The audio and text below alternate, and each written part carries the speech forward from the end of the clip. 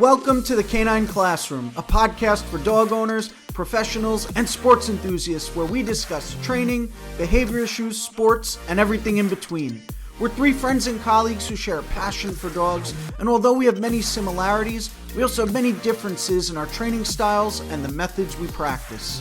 We're here to have open conversations, ask questions, get answers, as well as hear from colleagues and experts in the industry. So take a seat and get your notepad out because class is in session.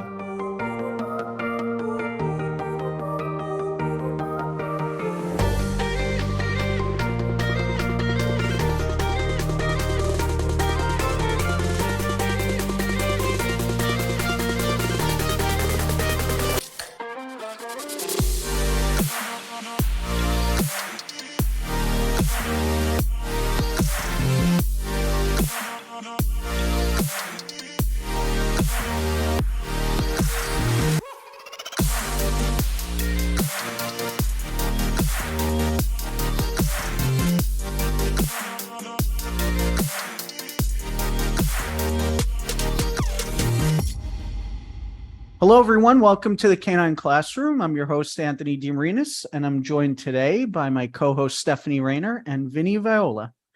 Hello, guys. How you doing? What's going on? What's up? Not too much. How's the puppy treating you? He's doing good. He's big. He's already like 43 pounds, only 5 months. Shoot. He is big. Yeah, big boy. Actually, I saw the video today posted on Instagram compared to one of your other dogs. Yeah, he's just as tall as Spencer now, the pit bull. Spencer, that's who it was, yeah. But he's a lot skinnier. But he's going to be bigger than him soon. Baloo's still got a couple of inches on him. Oh, okay. How about you? What's going on with your puppy? Not much. She bit my hand today. We're playing tug and she missed the tug. She got Anthony. Whoopsie. So, whoopsies. See, tug does cause aggression, huh? Ooh, good topic to start on. Does tugging cause aggression? Who wants to start that one? Oh man, yeah, I've been looking at tug lately because Zim just got over his teething, so I've been adding it to his repertoire. What do you guys do in the beginning with tug? Well, yeah, I was gonna say. I mean, I start it right away. I've had quite the journey with my dogs over the years, and I've worked really hard to teach my dogs how to tug. In the agility world, it's this kind of like common misconception that like if your dog doesn't like to tug, then they're not going to be drivey in the sport, which is bound to not actually be true. But yeah, I got this border collie, my 5-year-old border collie, I believe, who it took me 7 months to teach her how to tug. She did not like to tug. Really that long? Wow. Yeah. Actually, somebody had suggested to me to put a chicken wing in a sock, which for you guys, you must have been That's an interesting idea. That. as a vegan, that didn't fly well with me.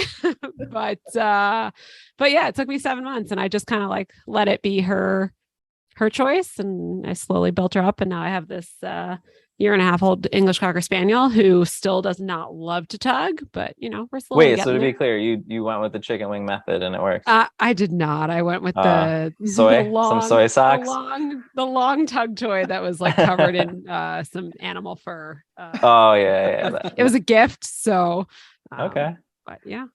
But Stuff like I wouldn't have got it otherwise. Would not have bought it or supported chicken wing too much, so I just skinned a whole animal and tied it to a string, and then that was fine. And that got her pretty excited about tugging. But okay, interesting. Yeah, I'm all for it. I like it. I think it's a nice way to connect with your dog and to reward your dog. So yeah, So I think me personally, I've had dogs that I've always usually enjoyed tugging, so I'm interested to hear some of the things you worked on in the beginning. Maybe like, did you not work on drop it for a while? Did you rather work on like the dog bringing it to you?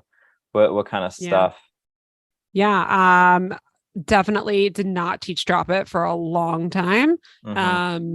as soon as she showed any sort of engagement, I would just literally take it from her. And then I would like, pretend that I was having a big old party and be like, oh, you want to get your toy? Oh, yeah. Yeah. You really want to? Oh, okay. Yeah. And then I'd like give it back to her, and I let Nice. her do all the tugging initially. Any sort of, mouth on toy, any sort of pulling.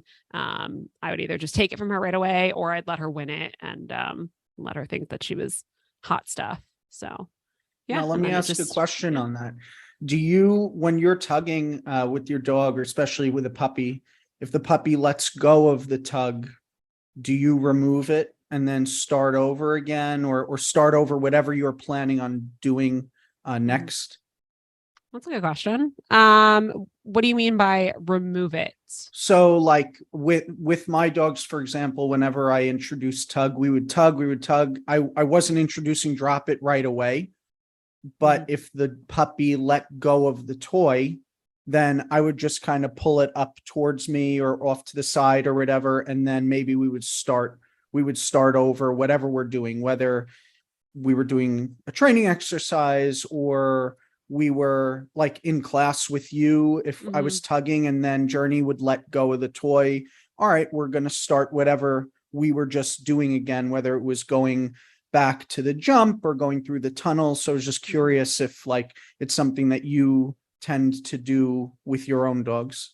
Yeah, for sure. I mean, I think I would always suggest stop before the dog does. So if you're working on building toy drive, if you don't have a dog that doesn't have a ton to begin with, keep the session really short. So any sort of engagement with the toy, immediately take away the toy, progress on to whatever you were trying to teach, and keep your sessions really, really short. So yeah, I would take away the toy, but I would try to stop it before they choose to end. Yeah.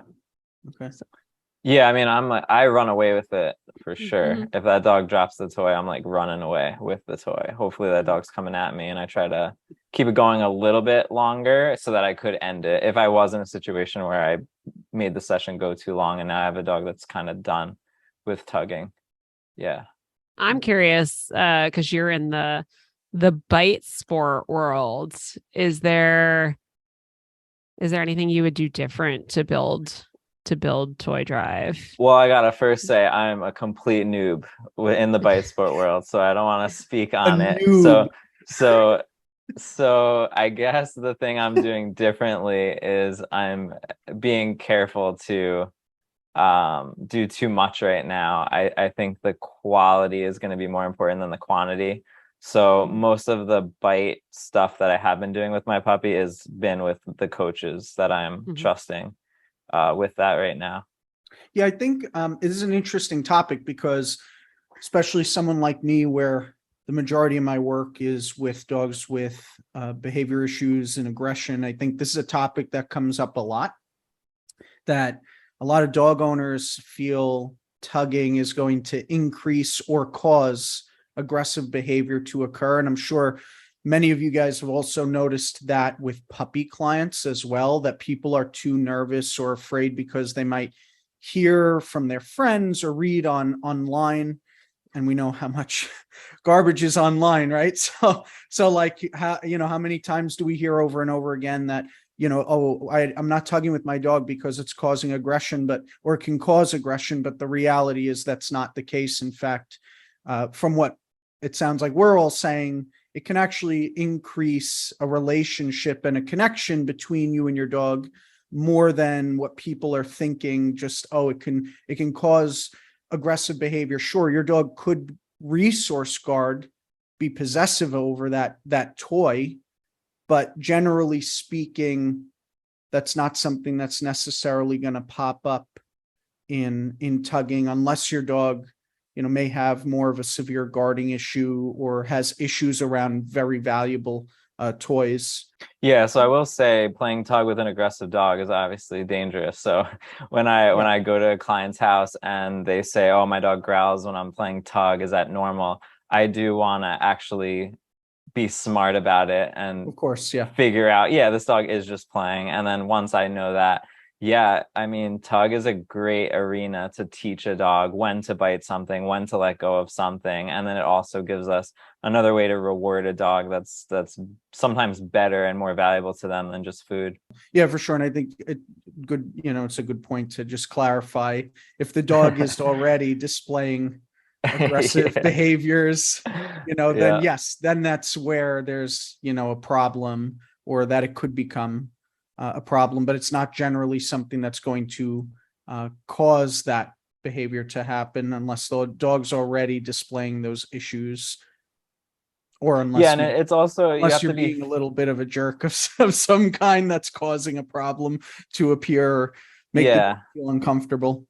And I think something that's important too is building up that training the dog to understand that there is a start and an end to these sessions, and there has to be some boundaries and rules in place. Because to be fair, I've seen it and I see it regularly. You play tug with a dog and then you put the tug toy away, and the owner starts talking to me about something else, and now the dog is in tug mode, and next thing you know is jumping up and biting an arm or biting a leg, not Yeah. aggressively. So then, Just to aroused. these clients, it seems like, wow, I started playing tug and now the dog came inside and is biting my toddler or is grabbing my shirt.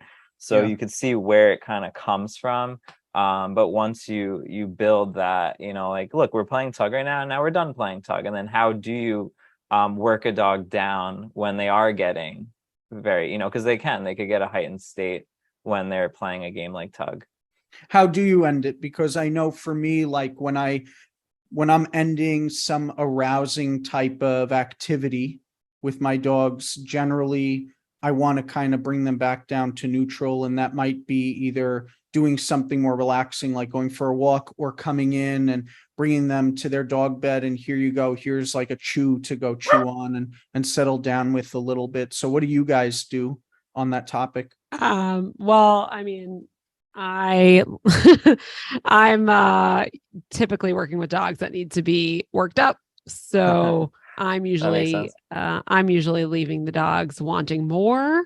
Um, but I do agree, like now that I'm at the point with my own dogs where they get easily worked up because they see the value in the tug toy. When I'm ending the session, like you said, we go for a walk or something like that. I let them be dogs, sniff the sniffs, all that good stuff. I do have clear signals to my dogs before and after I do something like tug, and I'll start implementing them early on in lower not as exciting situations. So something as simple as petting them, right? I might say ready and pet them a little bit. I might even slowly roughhouse them, not crazy, and then at the end I'll say something like enough, and then I'll just Mhm. simply stop petting them. With a puppy, I will, follow that by feeding him his food in the crate and then shutting him down like that, or giving him the Kong and frozen stuff in there. So I'm using it a lot in smaller situations before I'm just like having a 20-minute tug session Yeah. with, like, blood on the toy and spit everywhere. And then I'm like, all right, enough. And then like the dog is like in the middle of the yard, like ready Oh to my bite my arm off. God. Like, yeah, so I'm like More. explaining to the dog what those words mean in Yeah. situations that are calmer. Yeah. Yeah. So definitely, like, you guys kind of, it sounds like you do the same. Like, I'll have you use enough. I say all done. So Mhm. usually, like, I have a word that just kind of cues the dog to say we're done with that. And then I'll do some activity, whether it's we're going in and we're going to go into the playpen area or on your dog bed, and I'll give you something to chew on just to kind of come back down. For sure, for sure. Well, on that topic of puppies, now I'm kind of curious, since we all kind of have recent experience with puppies of our own, what are some of the skills or first things, actually more important than maybe skills? What are one of the first things that you guys like to do with your puppies when you first bring them home? I mean, first night, first week even is just, I want to get to know this dog. I want to figure out, what are they like? What are they maybe scared of? What makes them nervous? What makes them comfortable? I want to set up the environment. I have the crate already set up. I have the food, the toys, all that stuff is ready. And obviously no obedience, no maybe if anything, I put some food in my hand and lure around and get the dog just following me, just making them comfortable. And that's really my first couple of days at least. What about you, Steph? I'm Yeah, curious. for me, it's really just getting them acclimated to my lifestyle. Ooh, that's a good one. Okay. That means, well, more time than I would like to admit in a crate because I'm teaching for hours on end. Getting in a car and driving around because we travel quite a bit. Maybe just like a little bit of, like don't dodge out of the crate as soon as I open the door. Some kind of like lifestyle like lifestyle tricks and stuff like that.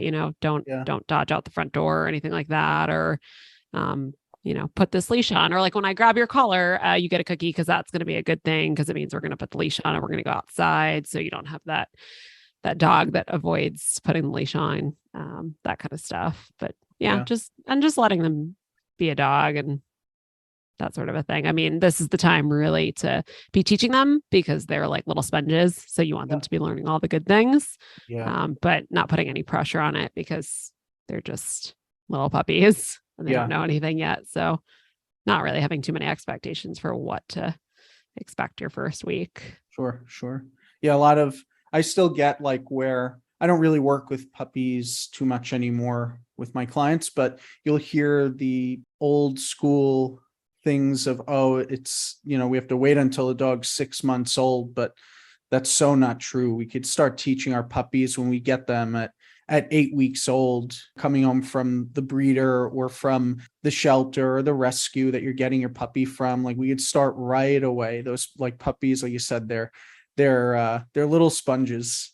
What I really like to do a lot of times is I'll just get on the floor with the puppy and take the toys out and I'll make them alive. I might run away. I love teaching the name response right away. And that could just be like kind of making a sound or something and then calling the puppy by its name, running away with the toy, letting the toy become alive and the puppy like bounces all over it and gets all silly. And I really enjoy also going like, to large spaces and kind of having maybe a long line on the puppy. And as long as it's a secured area, I'll let the puppy kind of run around, explore, things like that, kind of socialize to the environment and get exposed to the environment a little. And, depending on the puppy and how focused they are, I might even start like just kind of calling their name and running away a little bit so they come chasing after, and I'll reward the heck out of them, whether that's food or I'll bring the toy out with me and I'll just start dragging it around, and playing with them.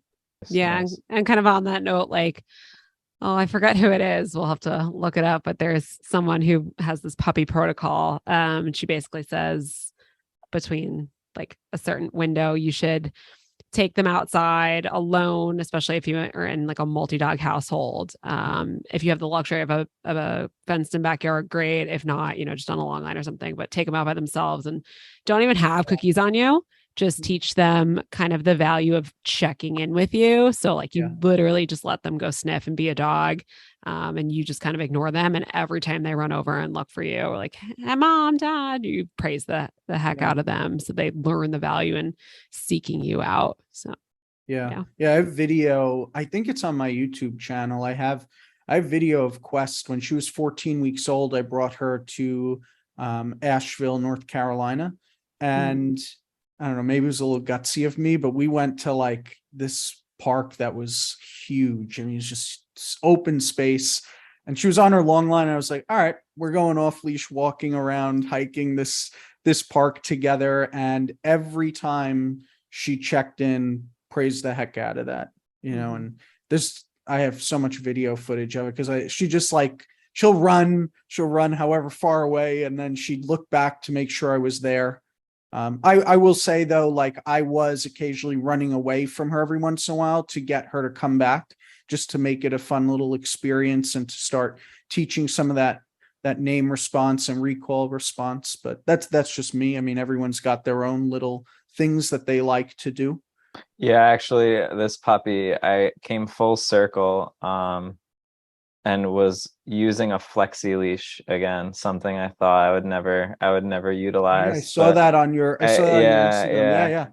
like 15 years ago, it was the first leash I got, before I knew anything. And then probably 7 or 8 years ago, I would have told you it was the worst thing to ever put on your dog. And then here I am walking down the street with this dog on a, back clip harness and a flexi leash. People are probably like, who is this guy? He doesn't even know what he's doing. And it was neon And green, if I remember correctly. no treats on me, not because I was trying to not use food, but I really wanted my puppy to experience the environment more. I feel like with my last dog, I went out with like, all of the happy howies and the fresh pet and all the stuff. And the dog was just completely zoned in on me and my food that he was not really taking in. So, I'd have some treats on me, but I wasn't making the focal point. And I would getting low for a puppy, at least for me, is a good way to get them to kind of run in without even having to call. So I would just kind of make a noise and get low and give them some pets and then stand up and let them go explore again. And I think that was really great and something I would have, done sooner. It's funny. You just said how you kind of, you don't really use the food too much. And it's so interesting because I have found from when I first started training all the way to now, like as you kind of develop as a professional, like how much I've changed. And I watch some of my friends who they overuse the food, I feel like, and they bombard the puppy with everything. Like the dog picked up a freaking mask, leave it alone. Like it's not the end of the world unless the puppy's trying to ingest that thing, or, oh, the puppy picked up a leaf or a twig. So many people get so overbearing with it. And all you're doing is you could potentially teach your puppy to become possessive of that item. You could teach your puppy to become more avoidant of you for sure.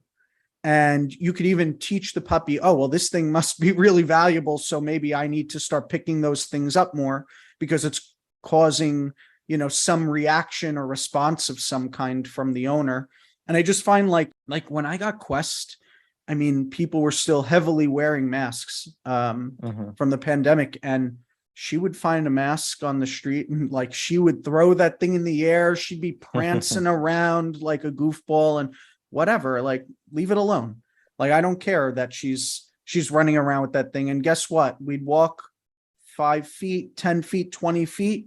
She'd spit it out and she'd go find something else or go sniff and explore. And it wasn't a big deal. And now when we pass one, maybe sometimes she'll still pick it up and play because she's a goofball. And other times she doesn't care. So I think like that's such I think an important point about like sometimes just letting your dog be a dog and not be so overbearing or overusing the food when there's things in the environment. Like let the dog get exposed, let the dog see what's going on and take that information in, as long as it's a positive experience and not like the puppy's not like overly scared or freaking out and something like that. But yeah, so like one of my first walks, I only went like 3 or 4 houses down, and everything was going great. And then there was the dreaded dog with the electric fence, snarling at the edge of the lawn, going back and forth. And obviously Zim got extremely, alert, and he was like, what's that? And it turned into this thing where, I was like, I wonder what this is going to be like. And that's where I decided to, take out some treats, throw some food on the floor. I didn't ask him to do anything or look at me. I didn't say his name. I just like boom, boom, boom. And then I got out of there. And it was fine, so I would interject it at certain times. But otherwise just kind of let him be, just let him kind of take in everything. It made me just think of my first walk. I was upstate with my puppy. I stayed up there for like 2 days when I went to pick her up at my friend's place. And we went hiking with my friend's dogs and they got a puppy too. And my puppy was not a fan of their puppy. Flipped him right over and let him know, like, we are not friends. And I was like, yep. I remember texting Stephanie. I was like, I think I got the wrong one. Yeah. I was debating. I was like, oh, no, or the right one. I need to leave this dog up here now. Like, what a disaster. Like, this dog just flipped that other puppy over. That isn't good.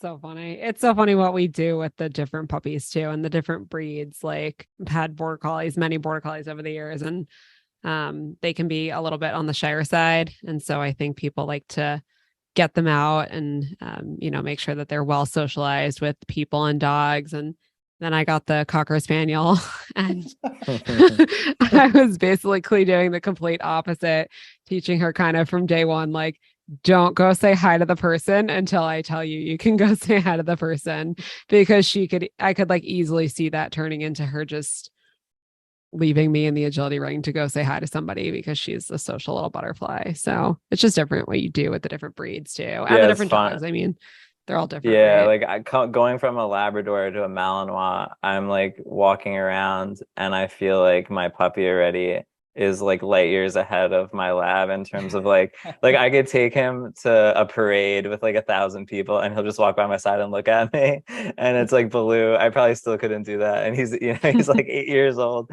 He just wants to be friends with everyone. So yeah, it's super interesting to see how they act differently.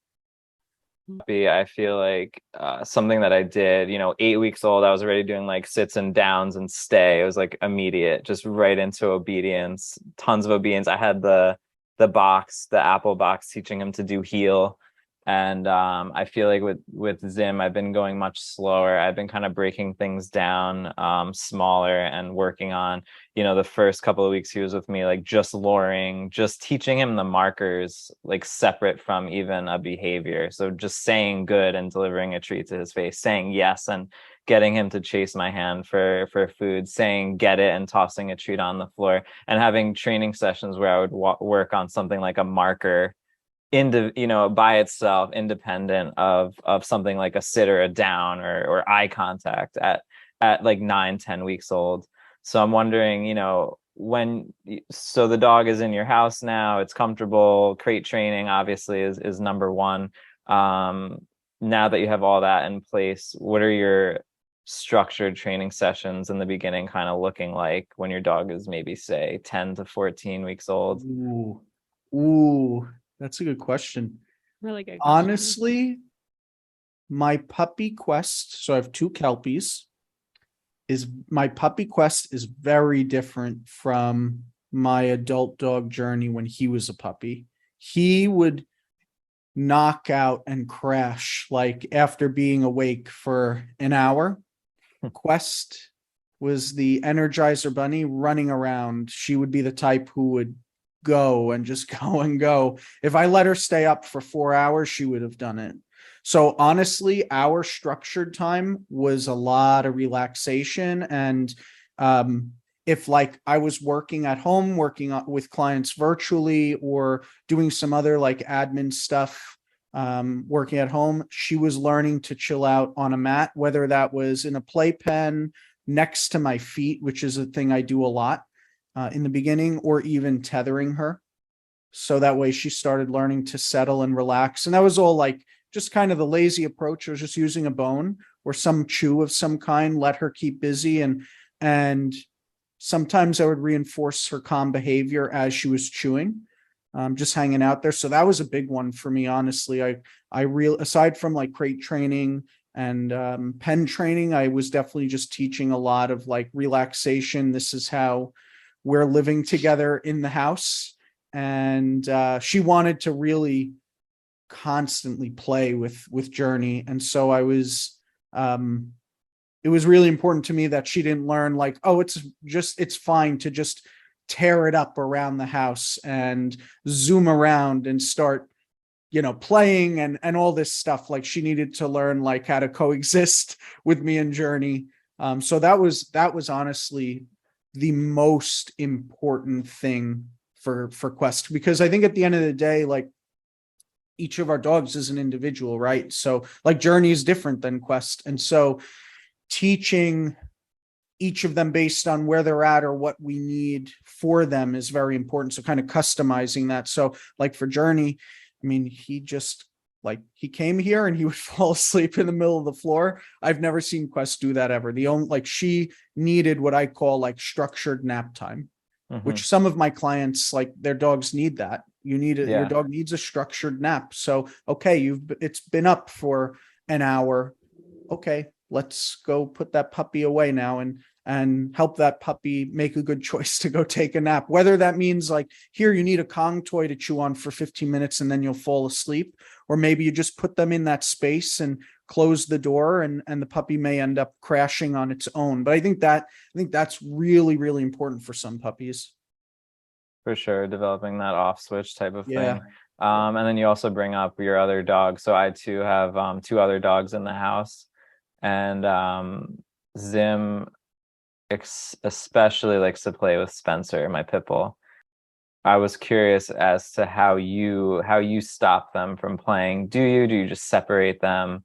Do you try to stop them while they are playing? Do you interrupt their play? What are you looking for when you interrupt it? And what do you do if they don't listen to you? That's funny, because like, that's one of those questions where I have to actually think about that, because I think sometimes I don't realize that I'm doing certain things, to be very honest. And we were actually talking about that before we started the podcast, kind of like interrupting. Right? Yeah. Yeah. So I definitely will interrupt certain things. Quest is definitely pushy. And so if she was being, and Journey's not the type to set a boundary necessarily. In certain scenarios he will, but he is not the best at setting boundaries or rules with another dog. So when I need to step in, I'll step in, and that might be either interrupting and getting the puppy or the adult dog to move away, whoever I feel needs to be moved away, or that might actually be going in and removing the puppy myself, whether that's like picking them up and removing them, or if I can't just go in and interrupt it because they're just zooming around or just in the heat of the moment, then I'll go in and remove the puppy at that point and end it there if I feel like the puppy's causing a problem. Almost like in a way, almost like a little timeout or just a breather for a second, just to like take a chill for a quick sec. So yeah, that's generally what I do. I'm trying to think what else I do, honestly, but I don't remember. I'd have to think about that. I kind of just react in that situation based on what's going on. But I will say, like, with them, it was very controlled. So it was not because they would have played with each other all day long, because that's how they are. So I wouldn't, that was something I wasn't allowing, especially in my house, because they just play so rough. I didn't want them destroying the house. So it was when I felt it was appropriate. And a lot of times that was initially outside, because they're just going to zoom around the house and destroy it. What about you? What have you been finding? So I think I used to underestimate how quickly a dog or dogs could actually be sidetracked, right? Just interjecting with a little bit of an interruption, like with two dogs playing, for example, they don't always just go right back, to what they were doing. So I feel like in the beginning, I would try to just gently, whether it just be like my body pressure, just like walking over and separating them, or getting the puppy distracted by something, even food or a toy. Like you said, I had a leash on him in the beginning. I could just gently, pull him away and give him a full shutdown in his crate. But now I'm kind of where I'd like to be, where I can let them just play, and then I can just tell them, enough type of deal. And that's where, going back to what we were talking about in the beginning with things like tug, teaching the dogs when they can expect to do certain things and when they have to settle. So I was actually going to ask you to kind of explain maybe a little bit for, one, I'm curious, but two, maybe for some of the audience who maybe doesn't understand, like, what were you doing to teach your dog what the word enough means for that situation? Like, how did you introduce that? Like, I will say, like, one of the things that I was doing with my puppy was with this puppy. This is the first one I did this with.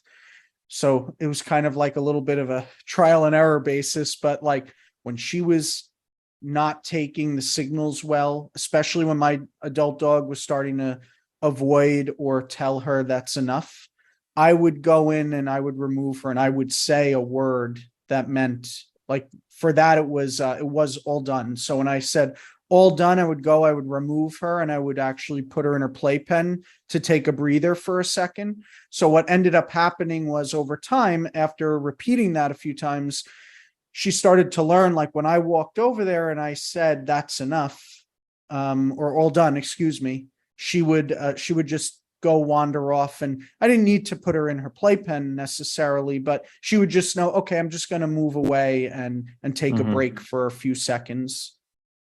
So I've been noticing that I actually tend, and I've done this for a while, but I just wasn't aware of it.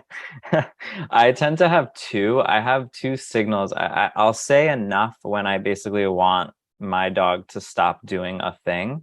And I say all done when I want to signal to my dog that I'm done giving them some type of a reinforcement.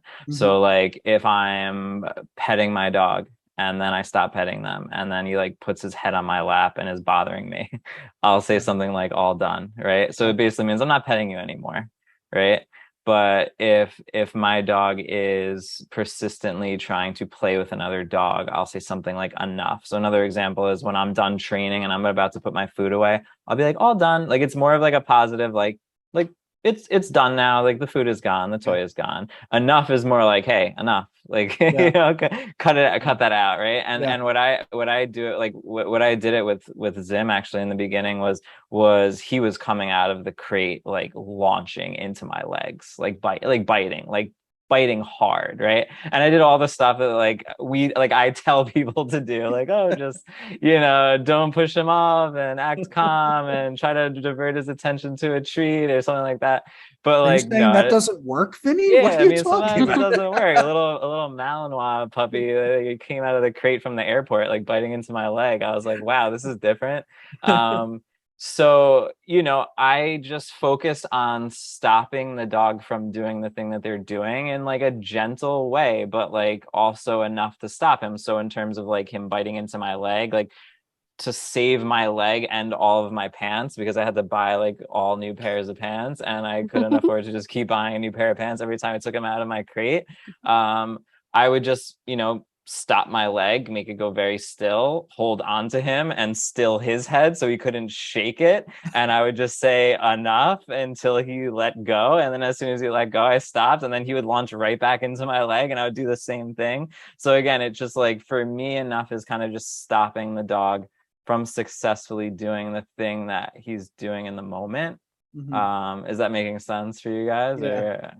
Yeah, I was gonna say kind of like I have one word means like I'm giving you a timeout, the other one means we're finished with that, kind of like what you're saying. So you have words that mean different things. They may sound the same, but you have specific things that means for your dogs.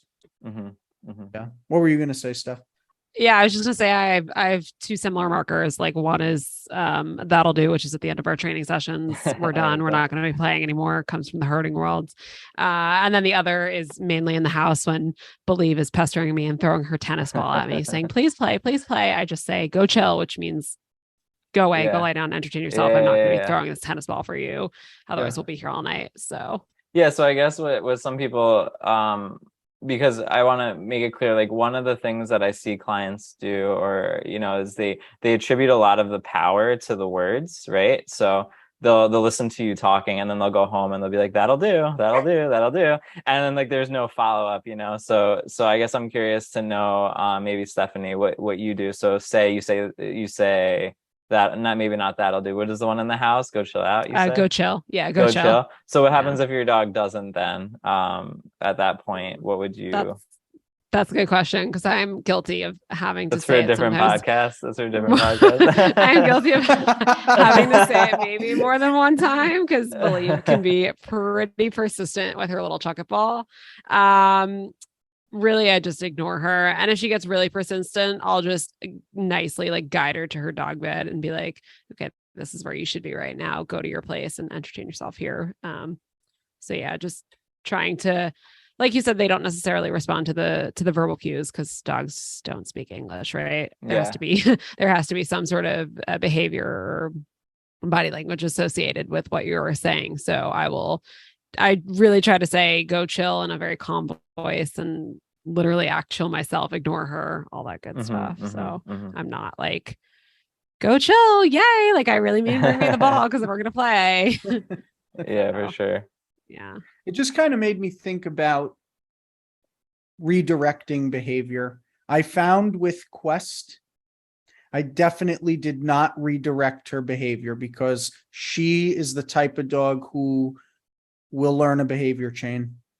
She'll like, like what you were kind of describing with Zim. You come out hot, you grab onto my legs, I ask for a hand target, or, I do some other redirection, and then the dog's going to learn that chain of events I'm where, gonna come out, okay, I'm gonna every pop time you in I the hand, go, and I'm gonna bite you in the back of the leg. Yeah. yep, every time I Yeah. grab your pants, I'm gonna get a Mhm. treat because you're gonna ask me for a hand target, and it Mhm. just creates this behavior chain. And I found that with Quest, I definitely did not do that. Like because she's so persistent, I definitely had to create more rules and structure with her where I was either trying to be a few steps ahead of her so she wasn't doing something, or I Mhm. would just immediately end it if something was happening because of just how persistent she becomes. So that was one thing. And I find a lot of times it's hard with clients because sometimes things like timeouts or removing a puppy, depending on what that looks like for